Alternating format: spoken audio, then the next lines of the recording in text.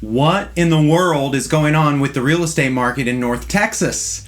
A while back, we reported that prices for April during coronavirus shelter in place were actually up by about 5% versus last year, even though the number of transactions went way down. But this is the 2020 market, the coronavirus market, and it changes every week. And I have the most recent numbers for you for the first 2 weeks of May 2020. Here we go. First of all, the number of transactions is way down by about 45%. Last year, almost 4,000 sales. This year, barely 2,600 sales. That is a huge decrease. And unfortunately, prices went down too, but just by a little bit. Hang with me because I'm about to tell you why I don't think prices will continue to drop, at least not in the short term. But you see here, the median price for the first 2 weeks of May in our 5-county area went down by about $1,000. Not a huge price decrease, but also not great news to see prices go down at all. The average price actually dropped by quite a bit, almost 4%. But that's because of the curve we talked about on one of our last videos. The expensive homes are either selling for less or they're just not selling, pulling up the prices. We might do a video on that soon and examine the luxury market. So, you're wondering, if we saw prices go down a little bit in the first part of May, why would we think that prices are about to go up? Here's why.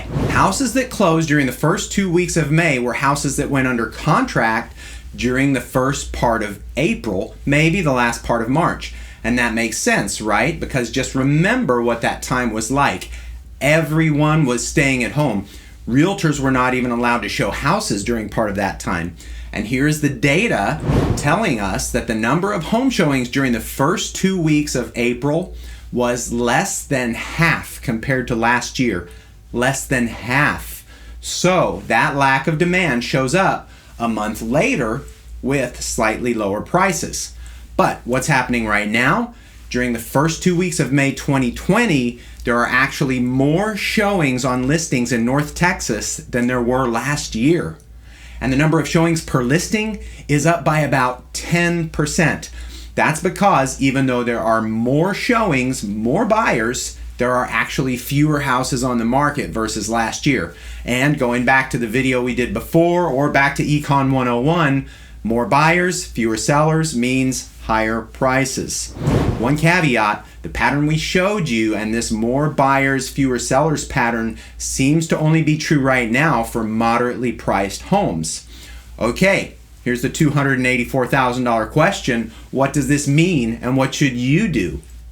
Sellers, I've never seen a better time to upgrade.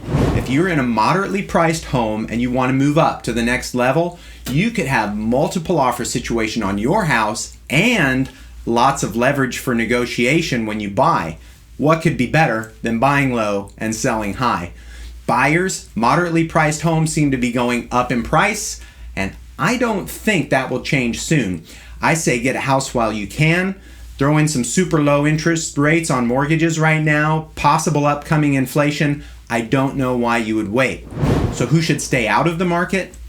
If you own a more expensive home and you don't need to sell anytime soon, this is not the time to test the waters. There's a ton of competition when it comes to selling a luxury home, and right now buyers just have the leverage when it comes to negotiating.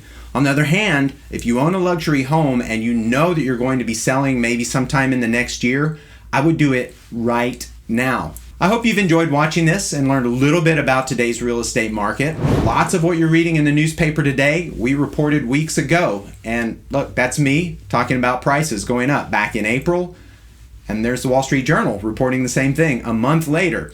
So we want to give you the most current info. By the way, what's up with the empty flyer box on that? All I mean to say is if you want the most current, most up-to-date real estate info, all you have to do is like, follow, or subscribe. One little click is all it takes, and we promise to show you the most current info even before it comes out in the news. Please feel free to share this to your network as well. My name is Jay Robbins. I'm the broker at Robbins Real Estate Group, and my life's work for almost the last 20 years has been helping our clients make real estate decisions that make sense. Thanks for watching. Have a great day.